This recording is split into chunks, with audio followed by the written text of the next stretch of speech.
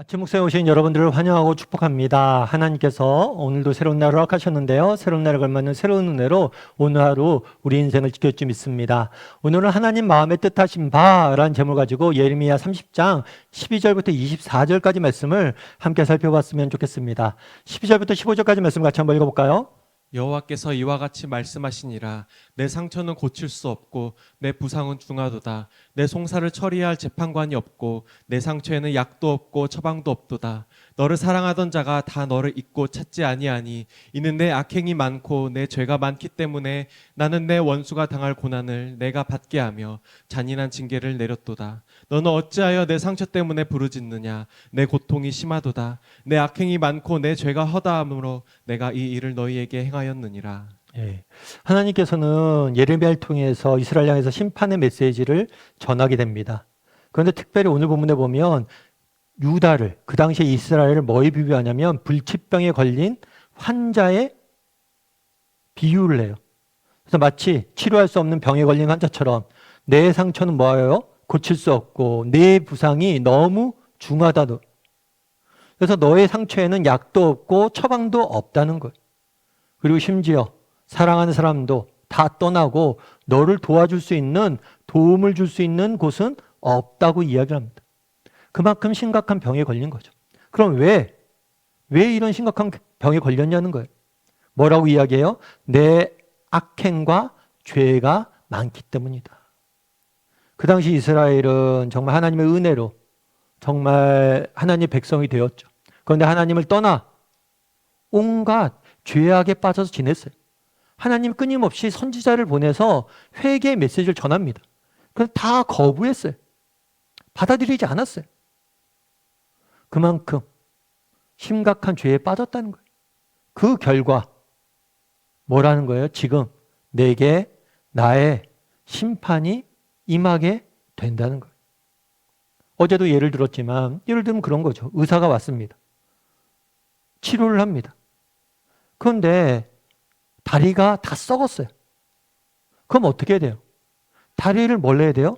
절단해야 되는 거예요. 그러면 다리가 썩기 전에 미리 왔어야죠. 그런데 썩게 다 둔 다음에 이제 오니까 어쩔 수가 없다. 절단할 수밖에 없다는 거예요. 왜요? 정말 그래야지 사니까. 하나님도 마찬가지라는 거예요. 정말 그동안 이스라엘 백성들을 향해 정말 많은 선지자를 보내서 심판의 경고의 메시지를 보냈습니다. 그런데 그걸 뭐예요? 거부했어요. 그 결과 어디에 치를 이루는 거예요? 사망에 이루는 것. 여러분 결코 하나님의 이러한 경고와 메시지를 우리가 무시하면 안 돼요. 귀 기울일 수 있어야 된다는 것. 그럼에도 불구하고 우리에게 소망이 있는 이유가 있죠. 정말 너희가 이렇게 불치병에 걸린 환자다. 너에게 약이 없고 너를 도울 사람이 아무도 없다. 라고 선언을 합니다. 그럼에도 불구하고 소망이 있는 이유가 있어요. 그건 뭐예요? 하나님이 계시기 때문이에요. 하나님이 계시기 때문인 거예요. 우리 16절과 17절 말씀 같이 한번 읽어볼까요? 그러므로 너를 먹는 모든 자는 잡아먹힐 것이며 내 모든 대적은 사로잡혀 갈 것이고 너에게서 탈취해 간 자는 탈취를 당할 것이며 너에게서 누락질한 모든 자는 누락물이 되리라. 여호와의 말씀이니라.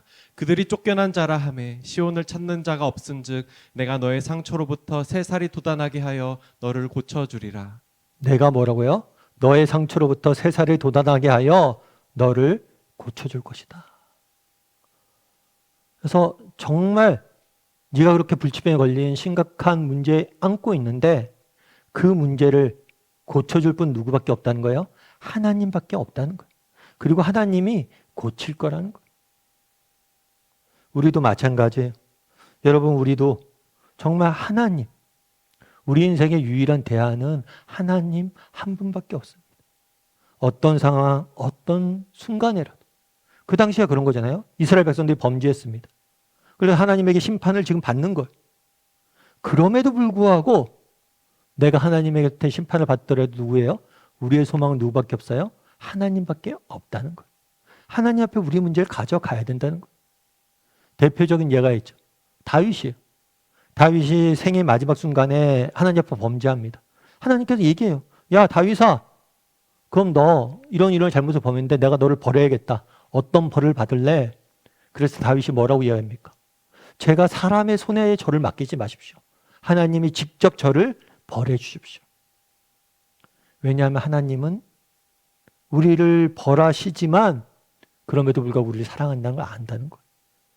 그런 악인들과 다르다는 걸 안다는 거예요. 내가 차라리 아버지에게 매맞겠다 이야기하잖아요. 우리도 마찬가지예요. 정말 때로는 이 땅을 살다 보면 불치병에 걸린 것처럼 내 삶이 더 이상 소망이 없는 것처럼 느껴질 때가 있습니다. 그럴 때라도 우리에게 유일한 소망은 누구예요? 하나님 한 분밖에 없어요. 때로 이것이 내가 잘못해서 하나님 앞에 벌을 받을 때라도 우리의 소망은 누구밖에 없어요? 하나님밖에 없다는 거예요. 그리고 그 하나님께서 반드시 우리의 상처로부터 뭘 할 거예요? 새살이 돌아나게 하실 것이고 우리를 고치실 거예요. 저도 정말 하나님께서 우리의 인생을 이렇게 고치시고 위로하시는 그런 은혜를 좀 맛보았던 것 같아요. 저는 사실 어렸을 때 저희 아버지가 가정을 돌보지 않았어요. 자꾸 외도를 하셨어요. 그래서 저희 어머님이 고생을 많이 하셨습니다. 저희 어머님이 홀로 세 자녀를 키워야 했어요. 저와 우리 두 누님을.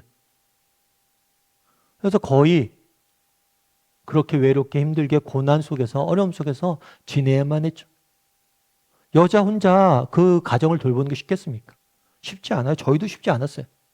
저 같은 경우에도 어렸을 때 그런 거죠. 어렸을 때 이제 누님들이 이제 학교 다니고 그러다 보니까 밖에서 놀고 싶고 그러잖아요.